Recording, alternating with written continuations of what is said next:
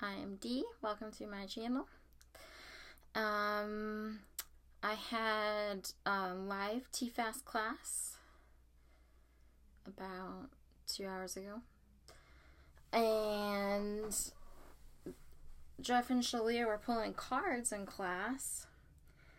And they were doing it so fast. They were using like the Romance Angels deck. And Shaleia would pull a card and read it, and Jeff would immediately have insight as to exactly what it meant. And seeing that reminded me of how much I love doing that. And I haven't done it in a while on this channel, so I'm going to give you a twin flame reading. But also, you know, when I start recording, I feel like it's really hard for me to stay focused, and not in a bad way, but this may end up being like more than a twin flame reading. I'm not sure what it's going to be, but okay. Anyway, so the first card that came up is Lady Portia, Divine Order. Do what you feel is right. An important lesson is unfolding. By the way, so this is like a twin flame reading, but since everyone has a twin flame, it's like an everybody reading. And and if it resonates, great. If it doesn't, I'm not offended. I hope you're not either. So,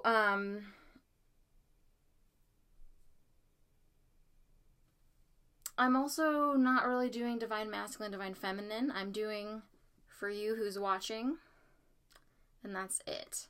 So, Lady Portia, Divine Order, do what you feel is right. An important lesson is unfolding. Also, we're wearing similar, I just get like the same vibe from my shirt as I do this card. So as soon as this came up, it just clicked right away for me, because I literally just sat down to start this reading. And what I really get from this, and what I really got from live class tonight, and watching part of the most recent Life Purpose class, is, I haven't even finished it. I actually paused the latest Life Purpose class like halfway through because I couldn't handle it. And I had to like process, and I couldn't finish watching it yet. So then I started thinking, oh, I want to do a reading anyway. But it's really about being in your flow, which may come across as being messy or like disorganized or nonsensical, but like the inherent logic is always God logic. And so as long as you are secure in your connection to God, everything you're doing has an inherent logic to it. Divine Order. Do what you feel is right. So,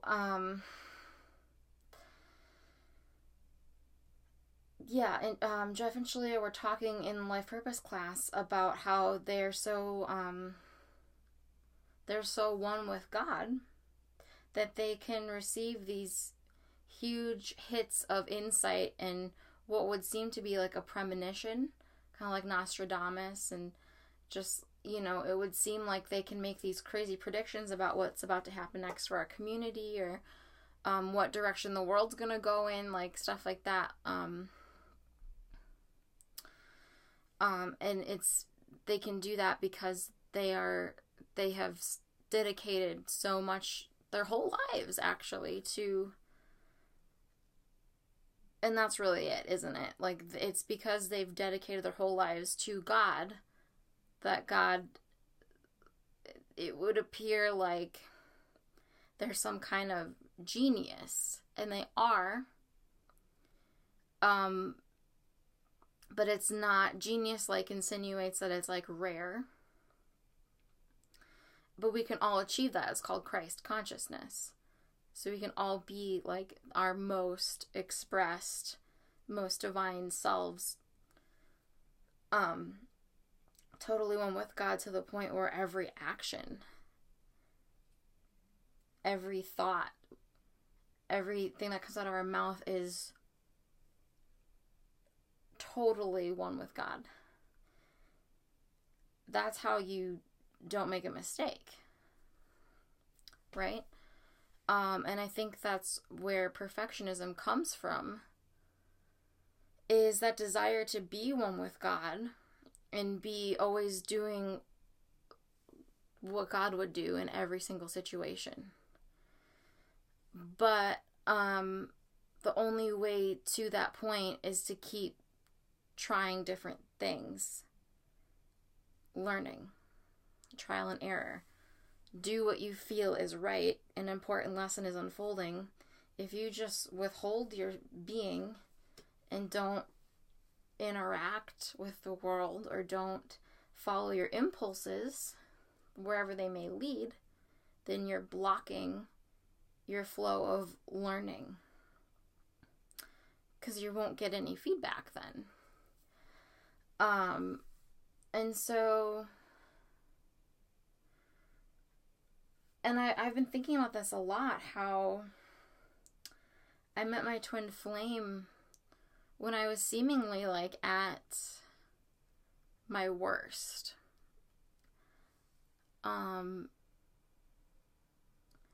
Like looking back on it, I was partying like every weekend. I lived in a party house. I never got into like hard drugs. Like I wasn't like, I always kept on a job. Like I wasn't, like on the streets doing drugs, but like I literally went to work to make money to have fun. And the ways I thought, well, I was just following my impulses, the whole time. I was following my intuition. And what would seem like, and I followed my intuition away from colleges. I followed my intuition into party scenes. But that's how I met my twin flame. And if I hadn't been my whole life following what felt good instead of what people around me were doing, I never would have met my twin flame.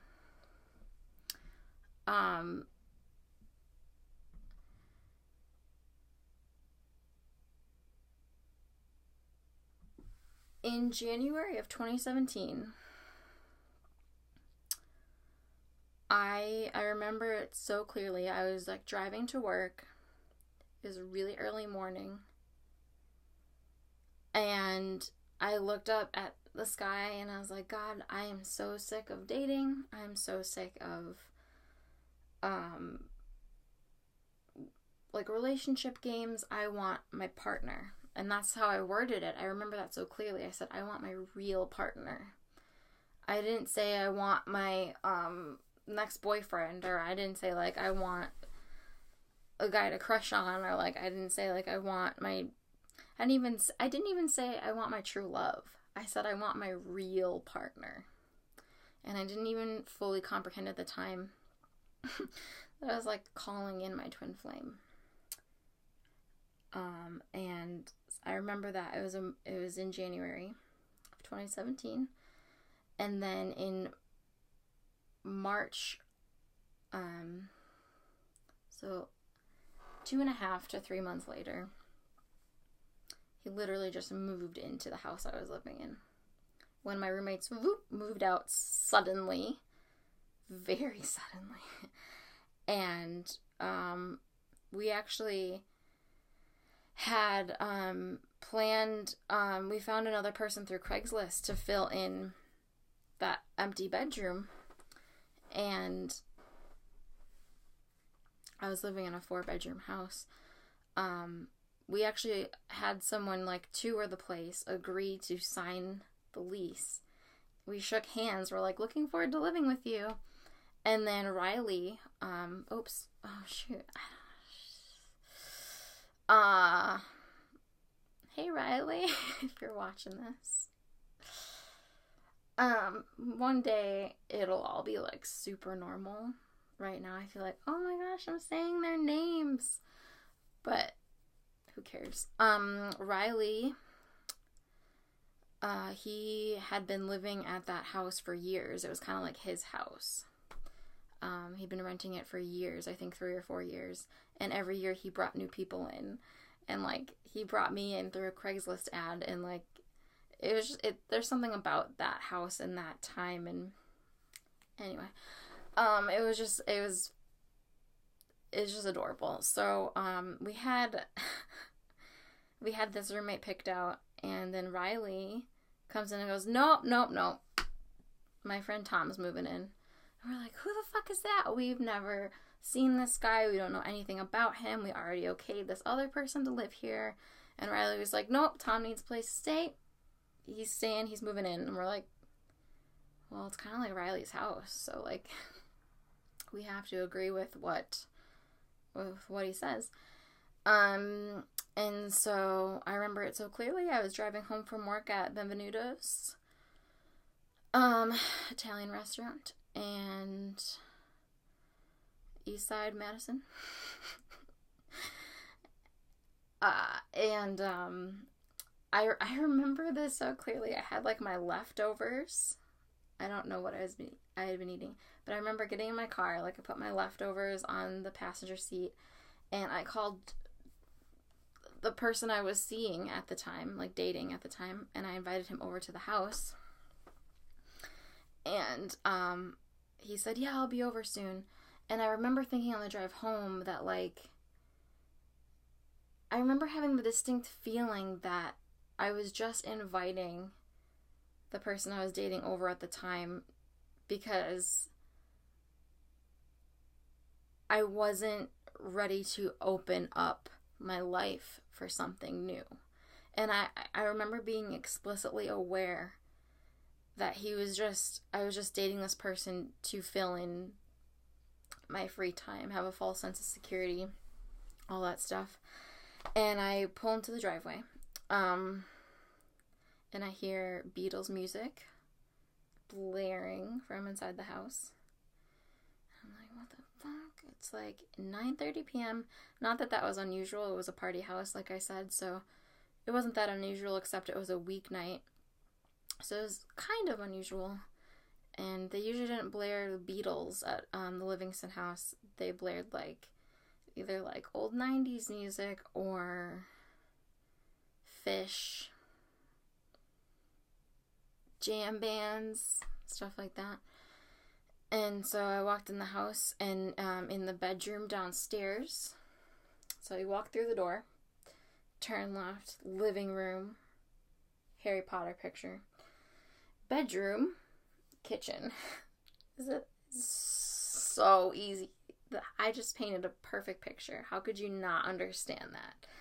So I come in and I head towards the kitchen, and there's this blue tapestry hanging in front of the door of the downstairs bedroom. I'm like, oh, okay, one of those people.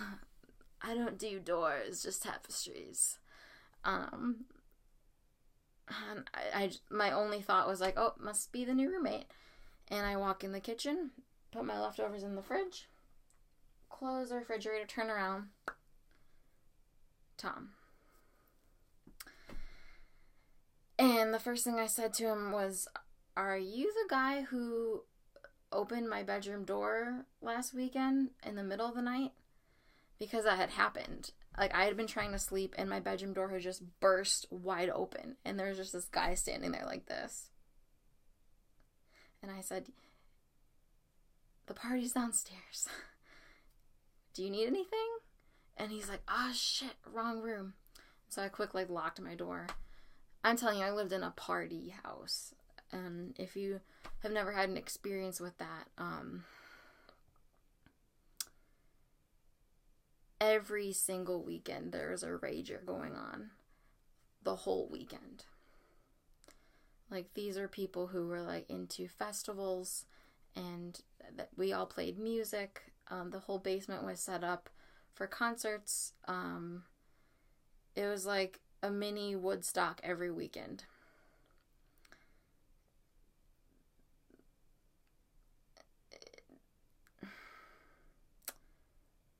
It was crazy.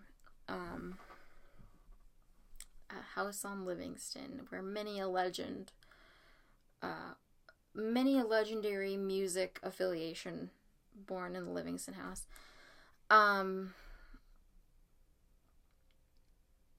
Oh yeah, so I said, "Are you the guy that did that?" And first thing he ever said to me in this lifetime was, "No, definitely not the kind of guy to make that kind of first impression." We shook hands. "I am D. I'm Tom." And then I said welcome or something like that.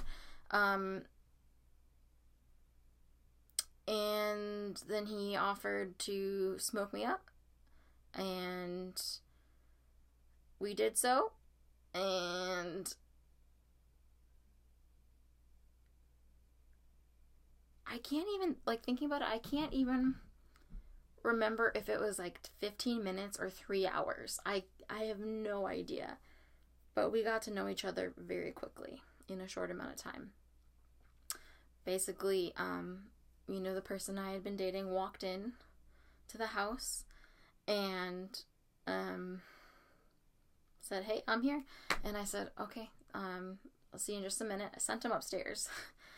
And Tom said, "Oh, I feel bad I didn't introduce myself."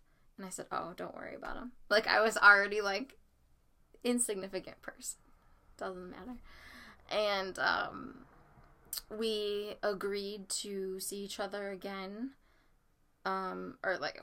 We lived together, but, like, we agreed to meet up again at Mickey's open mic night on Sunday. And I think that happened on, like, a Thursday or Friday that he moved in.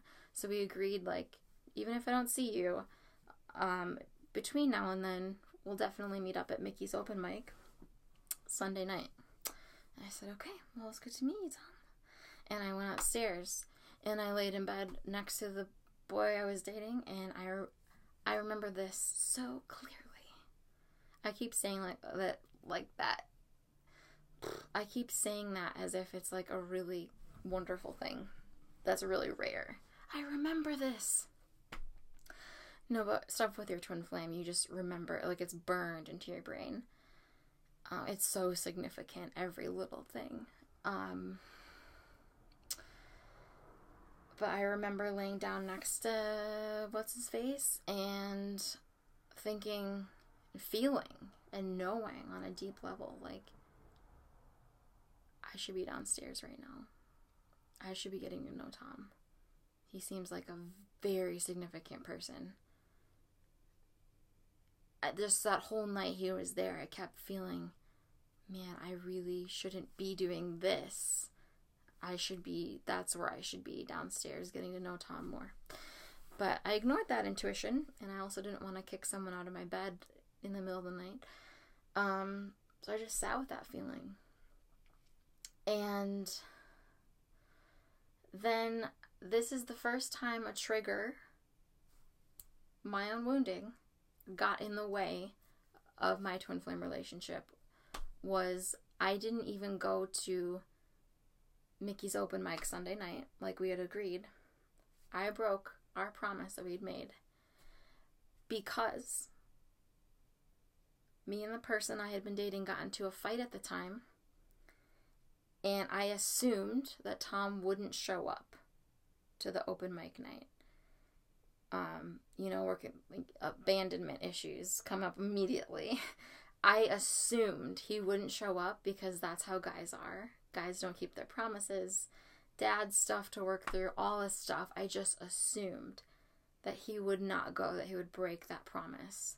And I would have rather not gone and like hurt him first or something than to go there and feel that rejection. So I didn't go.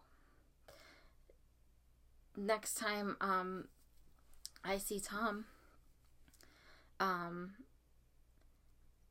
had invited that guy I was dating over, and we were watching TV.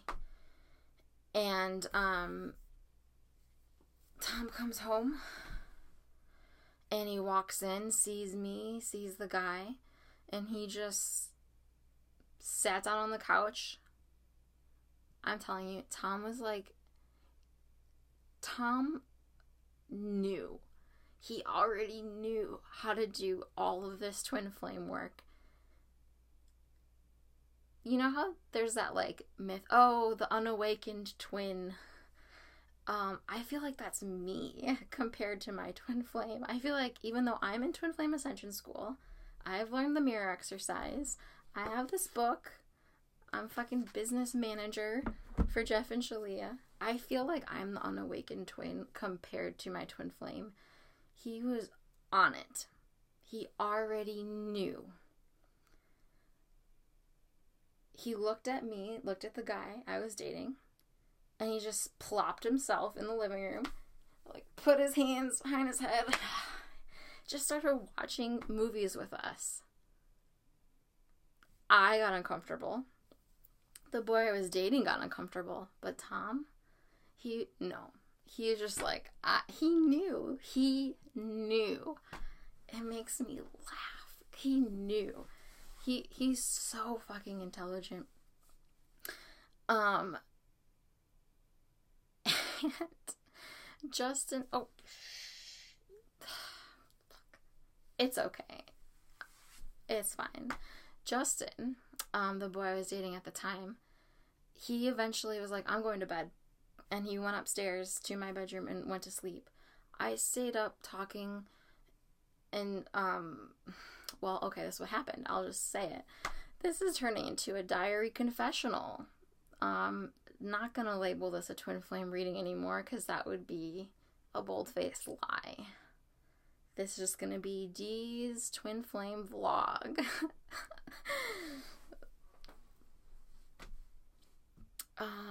I got the giggles. I actually always have the giggles. Anyway, so Justin goes upstairs and goes to sleep. And as soon as he's upstairs, Tom goes, now I wish that I could act it out with somebody. That'd be so fun. One day. But Tom goes, I didn't expect to see that.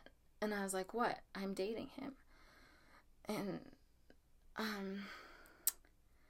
Tom was like, oh. Tom was always chill.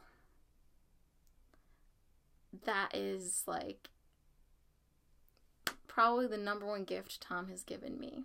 Besides, the whole bringing me to God, helping me find TFAS, being my twin flame, teaching me all these things. Beyond all that, like, the greatest thing Tom has done for me is teach me how to be the most chill. I'm not there yet, but he's the most relaxed person. He's one with God, and he has such a deep, actually, in my soul design report,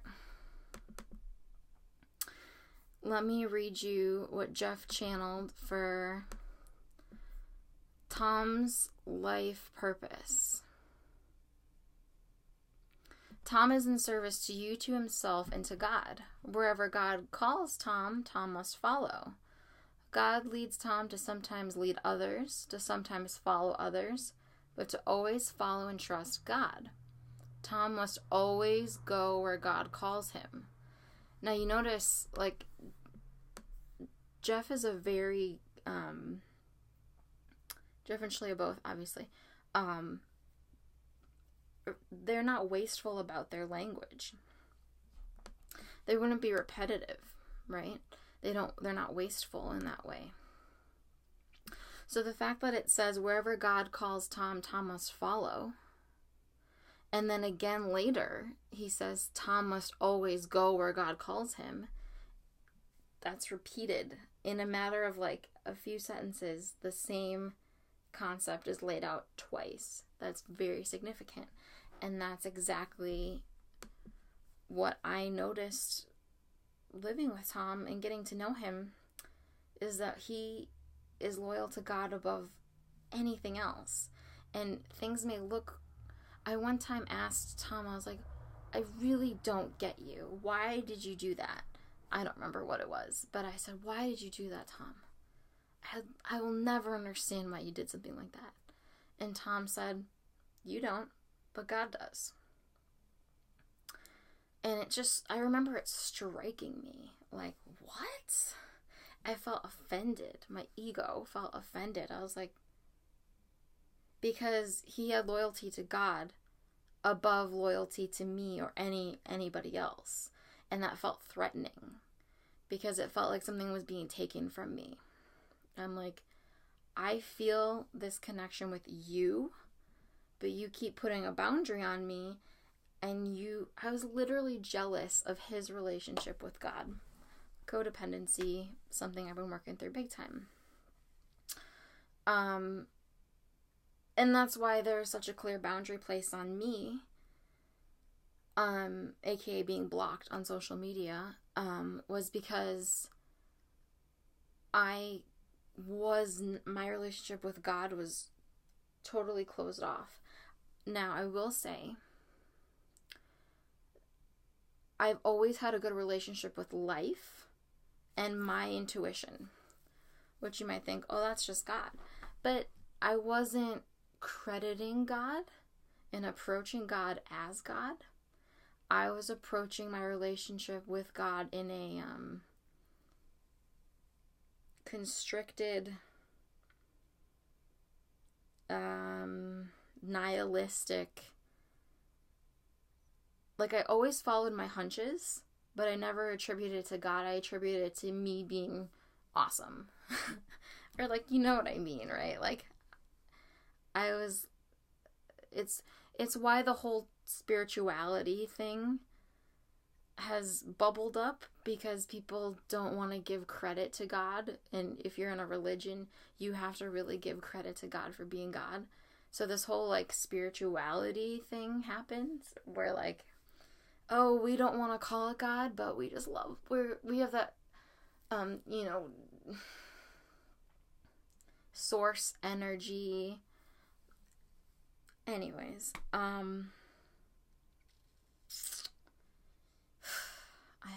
no idea why I'm talking about this. I don't know how I got here, but, I'm just saying that, like, you think your twin flame is, like, being an asshole, but, like, Tom blocking me on Facebook is the greatest gift he could have given me, because it was the only thing that would make me have to turn to God. If you're not given a reason to turn to God, most people don't. That's why so many people find God in jail or, like, on their deathbed, because they're faced with this situation where they're kind of jolted or forced into looking beyond themselves and looking to the something more. What really did that for me was my brother's death. I mean, I've been interested in spiritual concepts basically my whole life. Like, I latched onto the law of attraction and The Secret in middle school, and I've been following that thread forward ever since. I got into, like, Gabby Bernstein, then Wayne Dyer, then, like, Course in Miracles, like Seth Speaks,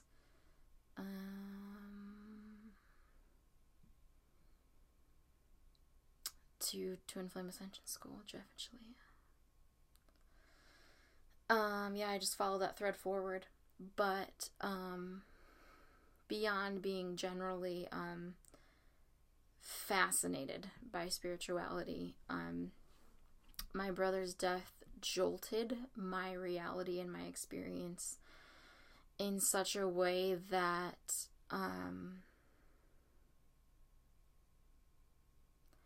I don't know, I am now in just a very unique position. And the reason I had to pause the most recent Life Purpose class was because Jeff and Shaleia were saying how Twin Flame Ascension School, what they're doing right now is training the leaders of the Ascension. And as they said that, it's like I remembered something for the first time, but I also already knew, and I feel like I was saying it. It was being said to me because I was finally ready to receive it. How do I explain this?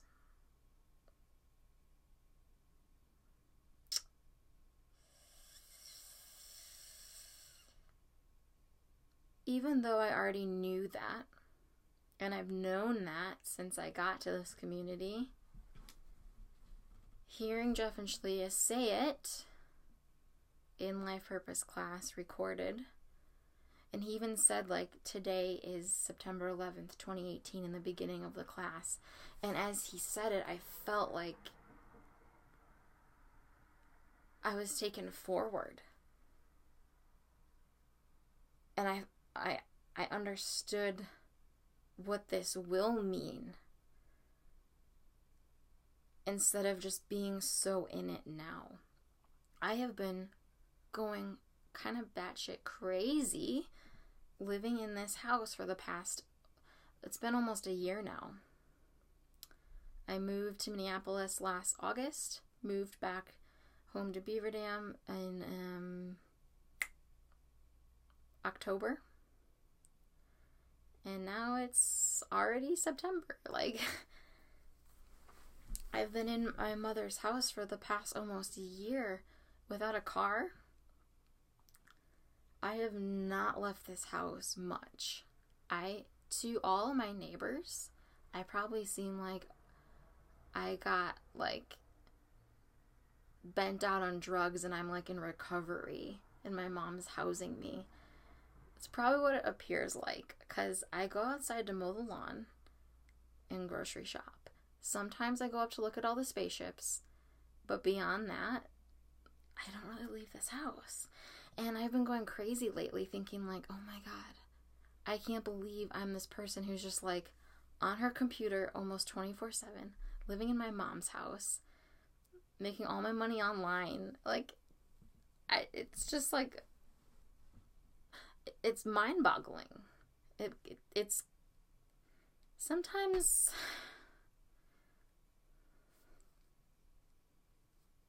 I'm just so thankful I'm living my life purpose and have a job that allows me so much space to process stuff like this. And that's really what I'm getting around to. Divine order, do what you feel is right.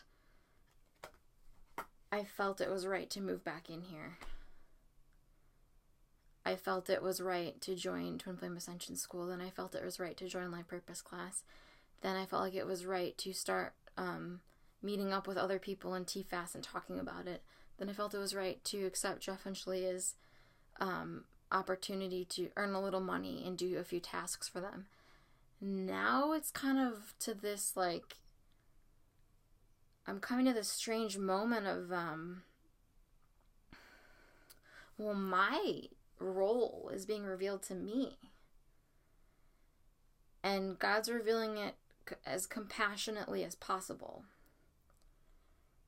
I did not know I could ever be a business manager for Jeff and Shaleia until Jeff told me that that was my title.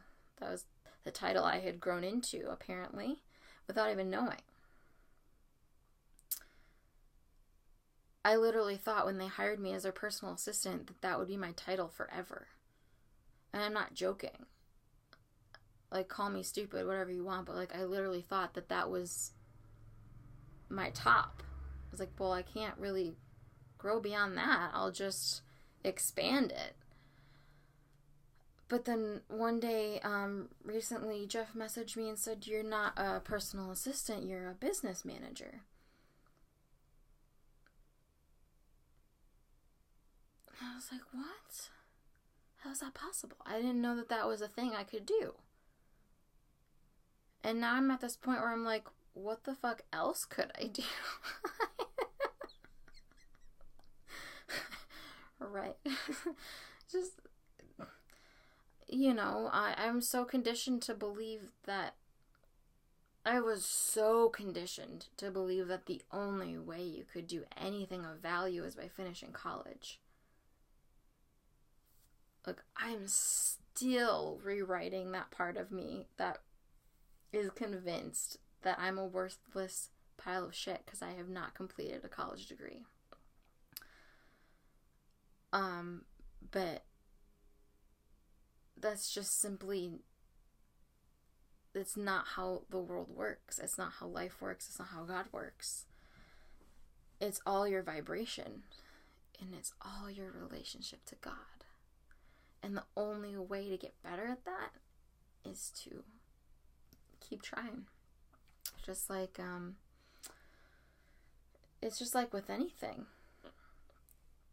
You don't, you're not born knowing how to ride a bike, but once you know how to ride a bike, you know. And it's just ingrained, and it's normal. That's what twin flames are like. And that's what your relationship with God is like. Is learning and growing and trying different things. And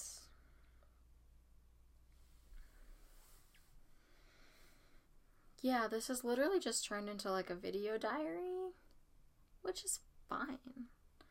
That is another thing. Do what you feel is right. I could have planned and structured this whole video. I meant it to be like a twin flame reading for the collective, but it is not that. But I'm trusting my God flow. I'm doing what I feel is right. I want to talk and chat and record it and post it on the internet. So I will. Let's pull another card.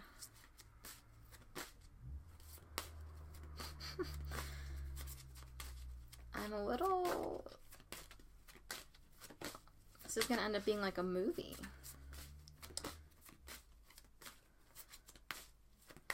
Well, no cards really want to come out.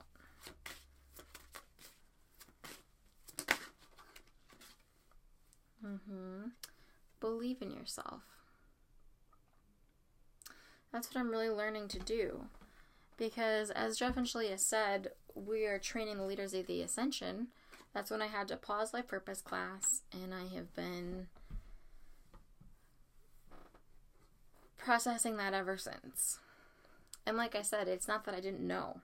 I've known for a long time, but then I'm entering into a deeper knowing.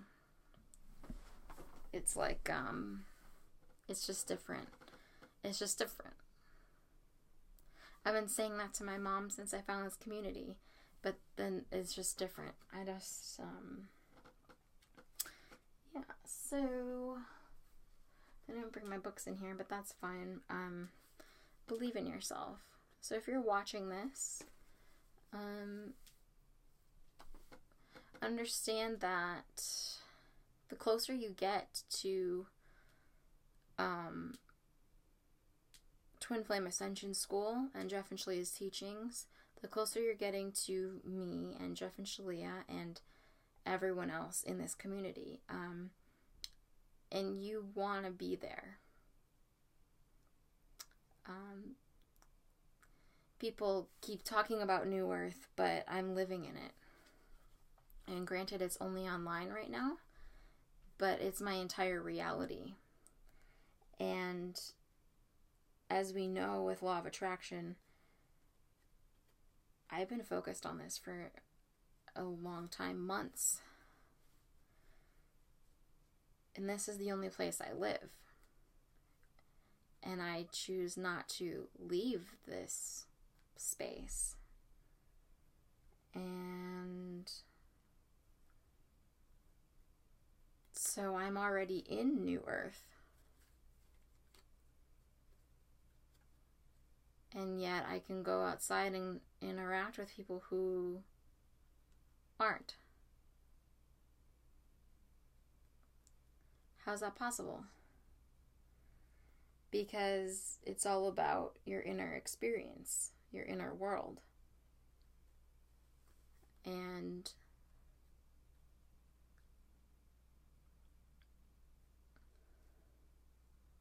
heaven is a place that you move into.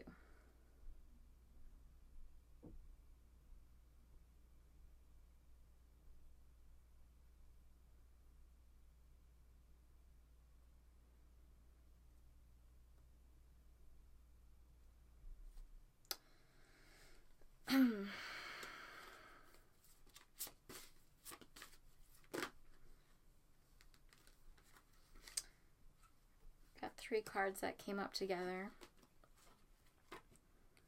Pray, ask for a sign, release, and relax. Can you see those?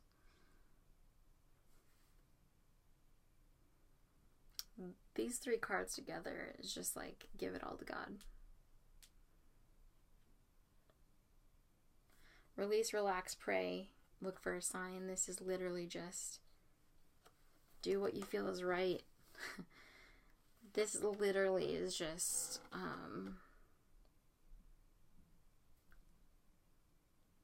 trust that you are one with God.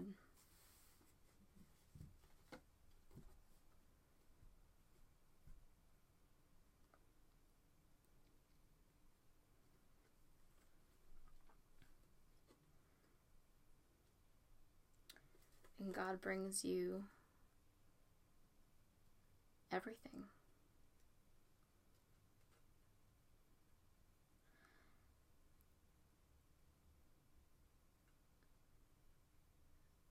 And you get to be a part of the most amazing story ever told.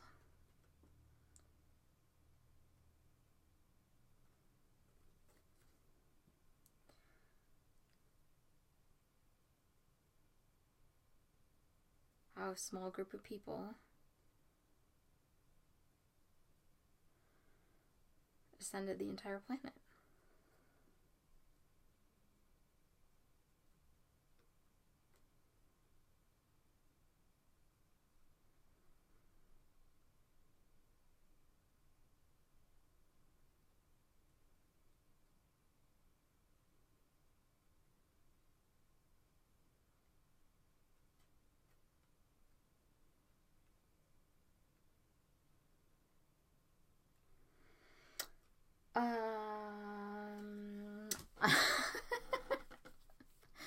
I'll pull one more card, and then I must go be alone with God.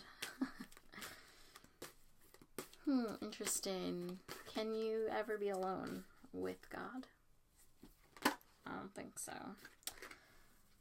Phases and cycles. There is a beginning within every ending. Illusions are revealed and released. As much as we joke about portals in the TFAS community,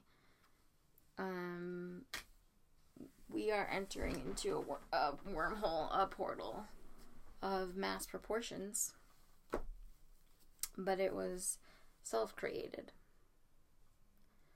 It was created by God. And together with all of our intentions,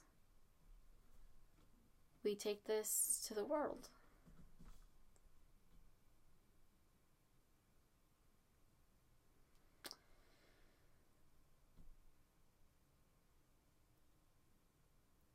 So prepare. Do whatever you need to do. And I am too.